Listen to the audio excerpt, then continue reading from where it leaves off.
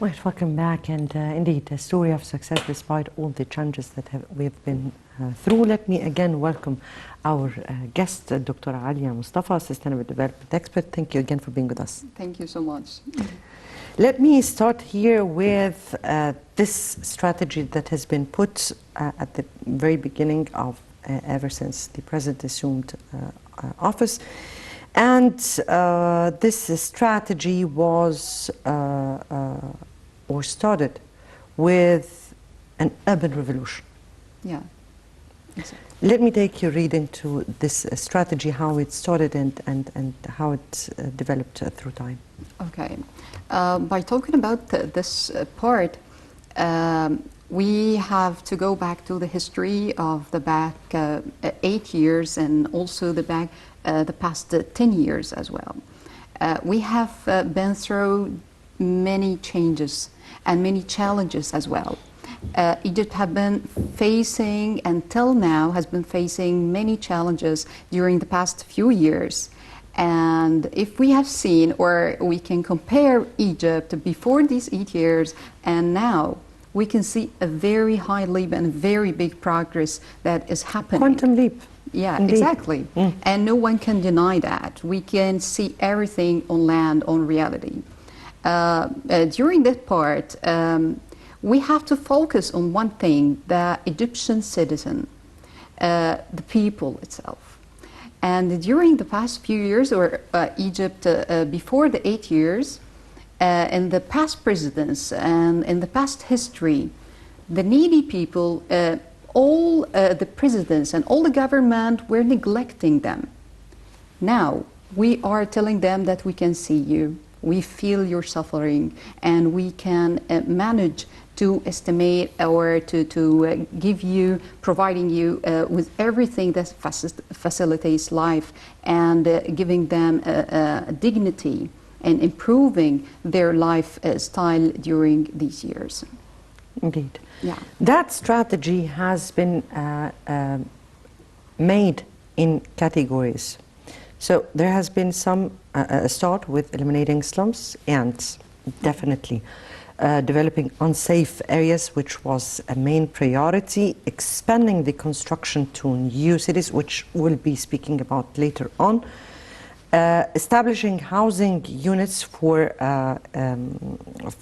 category or for the people in need, Yeah, of special sector or segment in the society who are below the poor line or the level. Yeah. Exactly. Exactly. How do you view this and the keenness of the leadership to put it as a prior file in the forefront? Exactly. Let's have this from the general view to detailed. From the general point of view, we have the sustainable development concept that have been recent concept during the past few years. And this concept, we can consist this into 3 categories, the environmental and the sociable and also the economical ones. By focusing on the social ones, the president and also the government have been focusing on holding a lot of projects to provide the most needy people. We have divided this into 3 main categories. The first one, or the total, let me talk first about the total cost of that, was about 425 billion pounds that are providing the estimated cost for these projects to be held. The first one is developing the unsafe areas. These unsafe areas are very dangerous. And just to remind people, Al-Duwai'a. Yes, exactly. Remember? This is one of the most, yeah.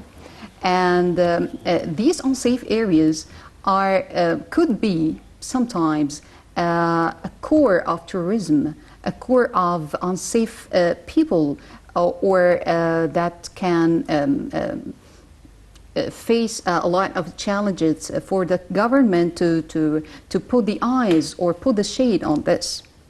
Now we can see completely different stage on these areas. Especially by talking about numbers, we can see that about 375 areas have been changed completely during the past few years, with the cost of 40 billion pounds, which was a complete 1% of the total urban land of Egypt. By talking about the second category was about the unplanned areas. The unplanned areas was, we are talking, or let's explain what does it mean, unplanned areas. Unplanned areas, yeah, yes, unplanned, please, yes. Exactly. The unplanned areas, which means the sum of the buildings or some areas which have been established during the past few years. Exactly, haphazardly, or and with no against licenses the law. and yes, exactly. And on agricultural also lands and all of these. Yes, please continue. And that was against the law. And some, we can see a lot of buildings that exceeded the number or the limited number of the floors against the law during the past few years. And that was a very unplanned area that was facing a lot of challenges for the Egyptian government to work on land. But in the recent years, we have changed everything. And with the cost of about 318 billion pounds, we have changed that to see a new face for this place. These places, exactly, we can see that they are having about 37 of the total land, urban land of Egypt. And by talking about the last category, which is the unplanned markets, that we're expanding all over Egypt as well, and we are now providing a very new technological marks and a new face for the markets that providing a decent life for the people to have or to enjoy the life of the high technological and providing the economy as well. These all categories are focusing on the infrastructure of Egypt, which I see which is the main concept and which is considered to be the most important concept that we are or that we have to focus on during these years. Indeed, you have gave an overall look into the first part, which is eliminating slums, developing unsafe area, plus of course giving people a right place even to start their jobs or what they were doing in a more decent place. And this was part of the strategy, or the first part of the strategy, which took us into establishing new housing units. And if we speak about new housing units, that is before we move on also to new cities, because that is another a very different leap in our history, I have to say. It's building another Egypt, or building the new republic. But up till now, we did not yet move to the new republic. And this was the start of this strategy. Moving on to building housing units, also in the Greater Cairo and across the governorates. And how was that a very urgent matter for people to feel that they have moved on with their lives? Yeah. By talking about this, I've already mentioned at the beginning of the time that the government are focusing on the most needy people, and this focus is to tell them, we see you. No one left behind. Yeah, exactly. We see you and we feel that you're suffering, and we have to overcome all the challenges that you are facing, and we have to take your hand and to go to a safe place, a decent life, to go to improve their dignity. They have the right to live a proper life, a suitable life. They have the right to live and to see the life and its all improvement and the progress that is happening, to feel that. And I see that the housing is the most important way and essential way for the people to feel the change.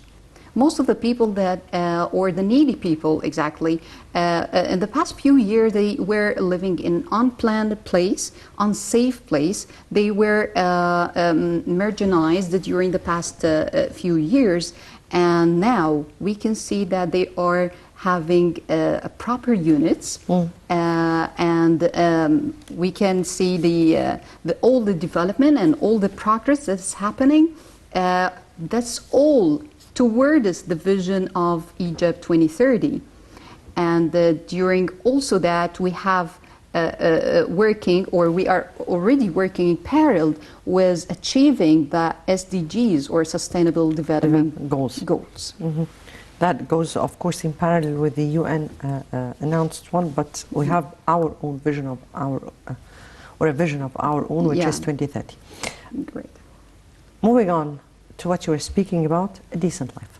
Yeah. Because decent life, I guess it's one of the biggest, in fact, one of the biggest, not just in Egypt, but worldwide, because it covers a tremendous number of people, almost more than half our population. Exactly. Decent life. And how do you assess the progress achieved or by decent life in villages and cities across Egypt? Yes, please. Exactly.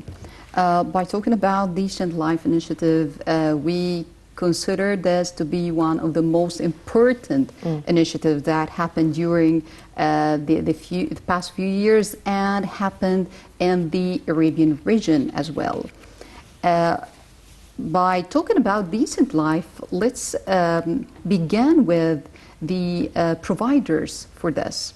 We have about 20 ministries that are working all hand in hand together in this initiative. We also have about 23 organizations and institutions that are working together hand in hand with the government to provide a decent life initiative. Also, we are having the private sector. We cannot deny the rule, or the great rule for the private sector. And also, we have to put the shade on the youth, the volunteering youth that are volunteering in Decent Life Initiative. Yes, they indeed. are providing us with their love to the country. And they are Vivid working. enthusiasm, indeed. Exactly, Yes. exactly.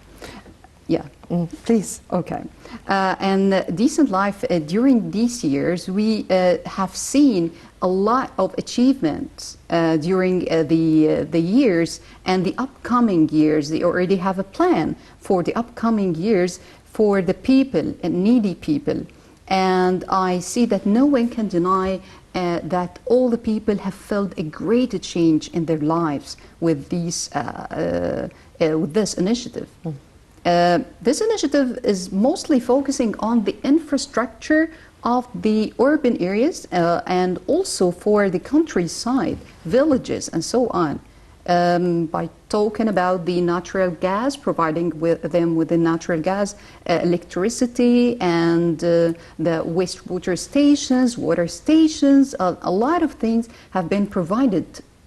Also, these things are provided not only to provide the people to live this life, but also to be sustained.